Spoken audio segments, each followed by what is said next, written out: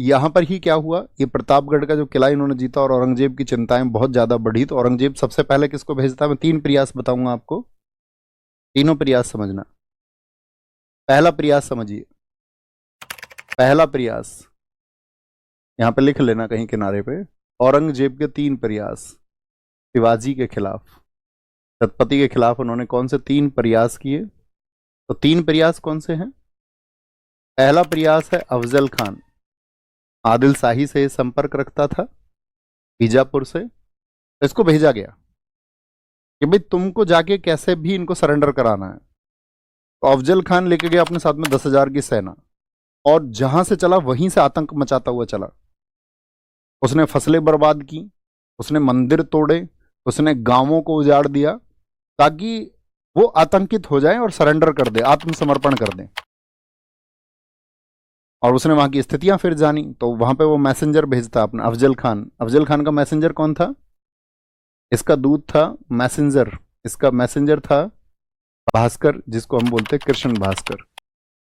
तो इस कृष्ण जी भास्कर को उसने भेजा कि भाई तुम जाओ और जाके ये कहो कि अफजल खान जो है वो मीटिंग करना चाहता है, और अफजल खान से वो मुलाकात करें, और अफजल खान उससे मिलके बात करना चाहता है। तो कृष्ण जी भास्कर ने जाकर के जब ये बात कही, तो कहते हैं कि उनको औरंगजेब ने धर्म की दुहाई दे दी कृष्ण जी भास्कर को कि सच सच बताओ मामला क्या है। तो उसने बहुत स्पष्ट मामला तो नहीं बताया, लेकिन वो जांच गए कि इस अफजल खान की जो नीयत है वो ठीक नहीं है, यानी ये किसी के द्वारा अपॉइंट है। तो उन्होंने कहा ठीक है, इसका तो कुछ इलाज ढूंढना पड़ेगा। तो उन्होंने अपना मैसेंजर भेजा था, ये तो इनका दूत है। और शिवाजी, छत्रपति शिवाजी महाराज जी जो थे, इन्होंने अपना एक दूत भेजा इधर से, एक मैसेंजर भेजा जिसका नाम है गोपीनाथ। गोपीनाथ गोपीनाथ ने जाकर के अफजल खान के सामने उनका जो पत्र था उसको पढ़ा कि जी आपके कार्यों की वजह से आप इतने मतलब जबरदस्त तरीके से, ऐसे समझिए आप, आपने एंटर किया है, यहाँ पर प्रवेश किया है, और आपसे भय खा गए हैं शिवाजी महाराज, यानी कि वो आपसे भयभीत हो उठे हैं, और वो आपसे इस शर्त पर मिल सकते हैं यदि आप उन्हें उनकी सुरक्षा का आश्वासन दें और उनको आप क्षमा कर दें, तो इस शर्त पर वो आपसे मिल सकते हैं। उन्होंने कहा अच्छा, अभी से डर गए? अभी तो हम आए आए हैं मैदान में। अफजल खान का कॉन्फिडेंस बढ़ गया होगा एकदम। गोपीनाथ को इधर भेजा और उन्होंने कहा कि एक काम करो, अपने 2 सेनापतियों को भेजा कि पीछे से जाके इनको टेक ओवर करो, इनकी जो सेनाएं हैं। शर्त यह तय हुई कि तुम अपने साथ 2-2 बॉडीगार्ड लेके आ सकते हो, बस 2-2 अंगरक्षक, 2-2 अंगरक्षक लेके आएंगे, ठीक है मिल लेते हैं। छत्रपति शिवाजी महाराज जी ने अपने सिर पर यहाँ पर लोहे की टोपी पहनी, और उसके ऊपर जो वो आपका देखा होगा आपने छत्रपति का धारण करते थे, और जो उनका अपना वस्त्र होता था उसके नीचे उन्होंने पहली लोहे की जैकेट, अंगरखा के नीचे उन्होंने लोहे की जैकेट पहन ली। एक लिख लिया अपना इधर कटार छोटा सा, और एक लिख लिया, एक होता था उनके पास बाघ नख, बाघ, टाइगर का नाखून। टाइगर का नाखून तो तुम्हें पता है, एकदम से काट देता। उन्होंने बोला ठीक है मिलेंगे।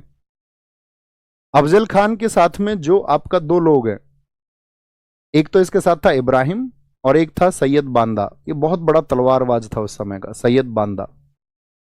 चालाकी यही थी कि भाई तुम तलवार चलाओगे और तुम्हारा जो निशाना वो जबरदस्त होना चाहिए, छत्रपति शिवाजी महाराज जी पर प्रहार जबरदस्त होना चाहिए और एक ही बार में काम हो जाना चाहिए। और सबसे बड़ी बात क्या है, जो स्थल जिस पर ये मिल रहे थे उस जगह का नाम भी था प्रतापगढ़ किले के पास में वार। किस स्थल पर मुलाकात हुई इनकी अफजल खान से, बताएंगे? वार स्थल पर। अब ये भी अपने साथ लेके गए थे जीव महल को। छत्रपति शिवाजी महाराज जी के साथ कौन था? जीव महल, 2 अंगरक्षकों में से एक प्रमुख जीव महल थे, ये याद रखें। एक बहुत चर्चित व्यक्ति है वहां पर महाराष्ट्र में, शंभूजी कावची। शंभूजी कावची भी इनके साथ में थे, 2 लोगों के साथ ये भी गए। अब मीटिंग होने लगी। अब अफजल खान को तो यही था गले मिलके उसको तो क्या करना था, अब 7 फुट का आदमी था। छत्रपति शिवाजी महाराज जी, उनका थोड़ा कद छोटा था, और उनको लगता है इतना बड़ा ताकतवर आदमी है, ऐसा दबा के कर देंगे। अब उसने जैसे ही दबाया, उन्होंने उसकी किडनी पर मार दिया इधर से चोट, और छत्रपति शिवाजी महाराज जी ने अफजल खान को गिरा दिया। अफजल खान गिरते ही बोलता, बांदा तलवार चलाओ। अब बांदा ने तलवार चलाई, वो सिर पे लगी, उसको सिर पे ही तलवार मारनी थी। अब वो एकदम से जैसे ही हो गया तो उसको पकड़ लिया फिर उनके लोगों ने। अब उसकी योजना असफल हो गई। उधर से वो अपने दो सेनापतियों को भेज चुके थे, जो पीछे 1,000 सैनिकों की टुकड़ी बंदूकचियों की उसने रोक रखी थी कि भाई जरूरत पड़ने पे काम आएगी, उस सबको उन्होंने गिरा दिया। अफजल खां पड़ा पड़ा सोच रहा होगा, यार चालाक तो हम बन रहे थे।